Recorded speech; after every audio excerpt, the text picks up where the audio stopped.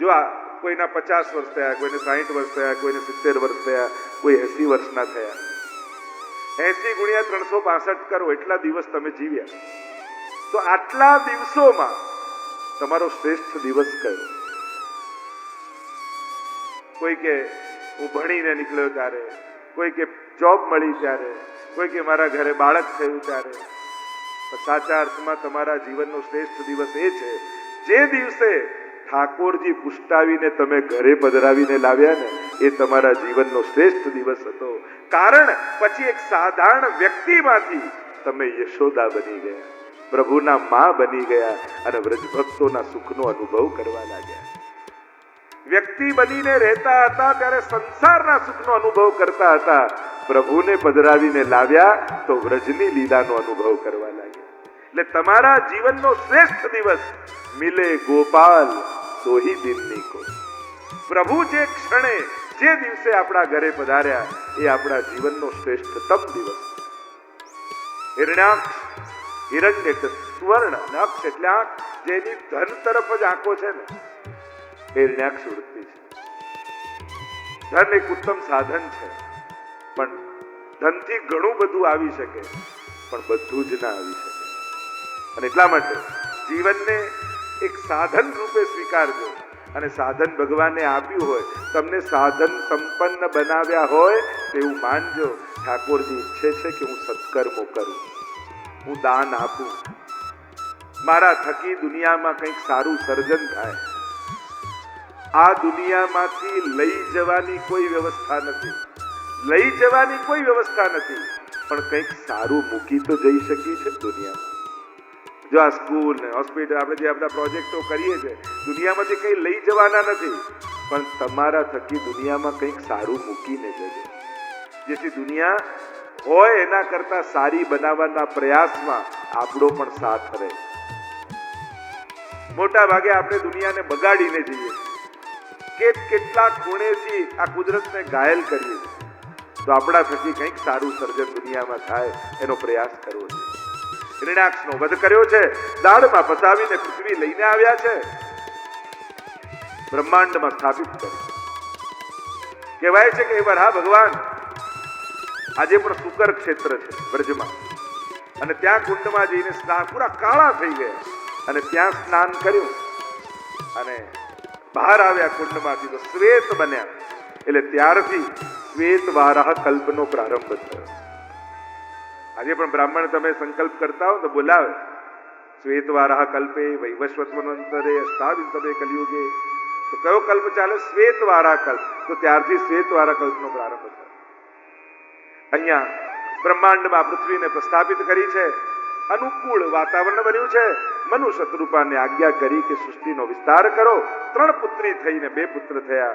આકુતિ, દેવહૂતિ, પ્રસૂતિ 3 પુત્રી થઈ. ઉત્તાનપાદ અને પ્રિયવ્રત આ 2 પુત્ર થયા. દેવહૂતિના વિવાહ નક્કી થયા કરદમજી સાથે. કરદમ સાથે વિવાહ નક્કી થયા, પણ પૂર્વમાં એમણે એવો સંકલ્પ કર્યો કે મારે પુત્રનો જન્મ થશે પછી હું સંન્યાસ ગ્રહણ કરી લઈશ. નક્કી કરીને વિવાહ નિર્ધાર કર્યો. વિવાહ થયો ને તો તપ કરવા બિરાજી ગયા, ધ્યાનમાં બિરાજી ગયા. દેવહૂતિએ ખૂબ સેવા કરી. એક દિવસ જોયું, અરે મારી પાછળ દેવહૂતિએ પોતાનું શરીર ઓગાળી દીધું. મેં ક્યારે એના સુખનો વિચાર ન કર્યો. સેવા સ્વીકારી તો ખરા, પણ એના સુખનો વિચાર મેં ક્યારેય ન કર્યો. આજ્ઞા કરી કે જાઓ સરોવરમાં સ્નાન કરીને આવો. સ્નાન કરીને આયા, સુંદર વિમાન તૈયાર કર્યું છે, વિહાર કર્યો છે, 9 કન્યા થઈ અને 10મા પુત્ર રૂપે બોલો કપિલ નારાયણ ભગવાન કી જય.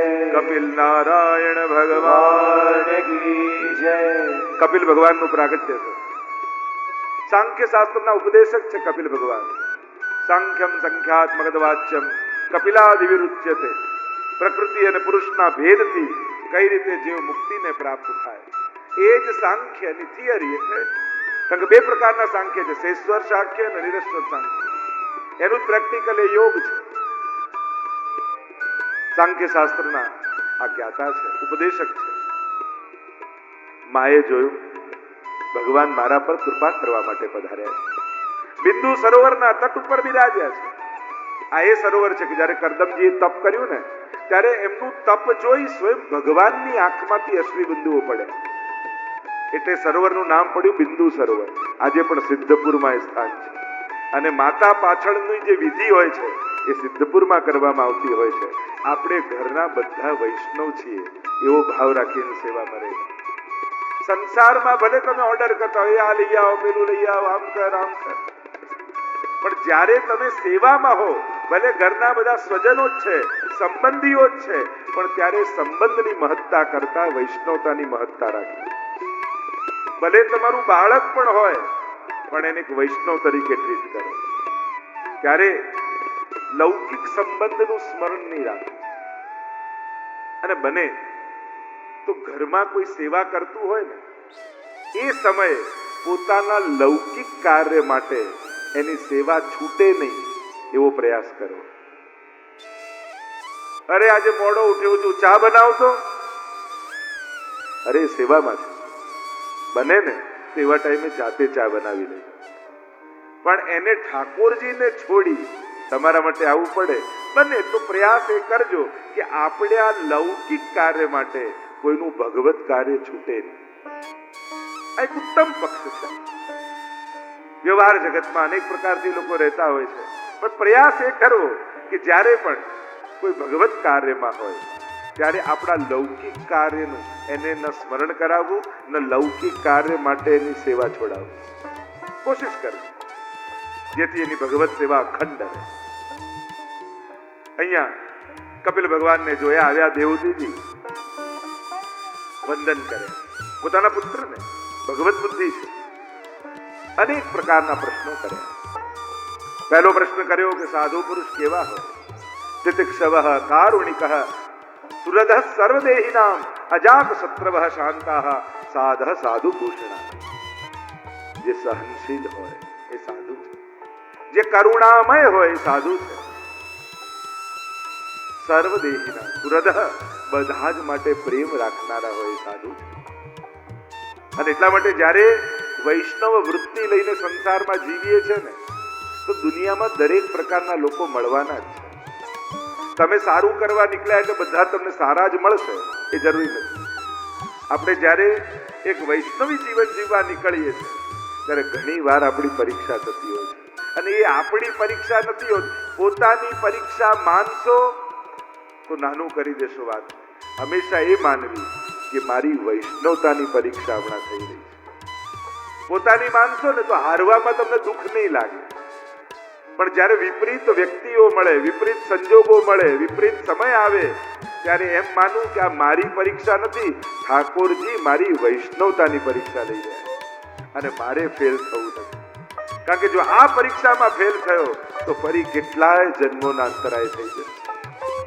પેલો કહેતા ને કે ગુરુદેવ પોતાના શિષ્યોની સાથે નદી કિનારે બેઠા હતા, એટલામાં એક વીછી તણાતો તણાતો જતો હતો અને પેલા ગુરુદેવે વીછીને બચાવવા માટે તો તણાઈ જશે, મરી જશે, અને બચાવવા માટે પકડ્યો અને પકડ્યો તો ત્યાં ડંખ માર્યો વીછી, પાછો છૂટી ગયો, પાછો તણાવા લાગ્યો. ગુરુએ પાછો પકડ્યો, પાછો ડંખ માર્યો, પાછો એને સાહેબ મરી ના જાય ને પાછો એને બચાવવા, પાછો ડંખ માર્યો. હાથ આખો વાદળી થઈ ગયો. શિષ્યએ જોયું, ગુરુદેવ મરવા દો ને એને, તમે બચાવવા જાઓ છો ને ડંખ મારે છે, તમે ફરી બચાવવા જાઓ એ ડંખ મારે છે, મરવા દો એને, આપ સારું કરવા જાઓ છો ને બગાડે છે. ત્યારે ગુરુદેવે કહ્યું, પેલો એક સાધારણ તુચ્છ વીછી છે, છતાં એ ડંખ મારવાનો એનો સ્વભાવ નથી છોડતો, તો હું મહાત્મા થઈ કોઈને બચાવવાનો સ્વભાવ કેમ છોડી દઉં? એ એક જીવ જંતુ પોતાનો સ્વભાવ નથી છોડતો, તો એક માણસ તરીકે હું મારી માનવતા કેમ મૂકી દઉં? હંમેશા એમ વિચારું, મારી વૈષ્ણવતાની આ પરીક્ષા છે. પોતાની પરીક્ષા માનશો તો સામેવાળા જોડે વેર બંધાશે. વૈષ્ણવતાની વૈષ્ણવ કેવો હોય? આપણે કહેતો 20 અને 9 વૈષ્ણવ 29 લક્ષણ હરિરાયજી ને ગોકુલનાથજી બતાવ્યા છે. વૈષ્ણવ નથી થયો તું રે સિદ્ધ ગુમાનમાં ઘૂમે રે, હરિજન નથી થયો તું રે સિદ્ધ ગુમાનમાં ઘૂમે રે. વૈષ્ણવતા હું તો હંમેશા એમ માનું છું કે માનવતા જ્યારે 16 કળાએ ખીલી જાય ને ત્યારે એ વૈષ્ણવતાનું રૂપ ધારણ કરી લે છે. કે જ્યારે માનવતા સંપૂર્ણ ખીલે ત્યારે વૈષ્ણવી અવસ્થામાં પહોંચી જાય. વૈષ્ણવ એ કોઈ વ્યક્તિનું નામ નથી, એ માનવની એક વૈચારિક, બૌદ્ધિક અને આધ્યાત્મિક અવસ્થાનું નામ છે. અને જ્યારે એ અવસ્થાએ પહોંચો છો ને ત્યારે ઠાકોરજી બહુ સહેલો અને નજીક તમને લાગે છે. બધાનો ભગવાન તમને પોતાનો લાગવા માંડે છે જ્યારે આ વૈષ્ણવતાની અવસ્થાએ પહોંચો. સાધુ પુરુષના લક્ષણની વાત કરી છે અને આપણે ત્યાં તો કેટલા પ્રકારથી મહાપ્રભુજીએ, હરિરાયજીએ, ગોકુલનાથજીએ આ સાધુતા શીખવાડી છે, વૈષ્ણવતા શીખવાડી છે. અને વૈષ્ણવતાને ચૂકીને ગમે તેટલી સેવા કરવા જશો ને તો ઠાકોરજી એ સેવા સ્વીકારતા નથી. પ્રભુ વૈષ્ણવના હાથની જ સેવા સ્વીકારે છે. એટલે શું ભોગ કરું છું, શું ધરાવું છું, શું પહેરાવું છું એ પછી, પણ વૈષ્ણવ બનીને બેઠો છું કે નહીં એનો પહેલા વિચાર કરો. કુંજરી બાઈ, શાકવાળી બાઈ, યવનબાઈ તરસી મરી રહી છે. જો એક ઘૂંટડો પાણી ન પીવો તો પ્રાણ છૂટી જશે. અને ઘોડો રોકાયો ગુસાઈજી પિતરિયા સાથે હતા. કહ્યું જલ પાઈ દે, આપી દે. અરે સોનાની જારીજી શ્રીનાથજીની આ પીએ તો છોવાઈ જશે. ગુસાઈજીએ કહ્યું હમણાં મને મારા શ્રીનાથજી આની ભીતર દેખાઈ રહ્યા છે અને મારા શ્રીનાથજી તરસ્યા છે. જો આ તરસી રહી જશે તો મારા શ્રીનાથજી બાવા તરસ્યા રહી જશે. જારી તો બીજી આવશે પણ આના પ્રાણ જશે તો પાછા નહીં આવે. આ ભાવ ગુસાઈજી આપણને વાવ્યો છે. આ વૈષ્ણવતાની ભાવના આપણને શ્રી ગુસાઈજી સંસ્કારો આપણી ભીતર વાવ્યા છે અને આ ભાવ સાથે વૈષ્ણવતા જીવવી. અનેક લક્ષણો બતાવ્યા. આગળ પ્રશ્ન કર્યો ભક્તિનું સ્વરૂપ શું છે?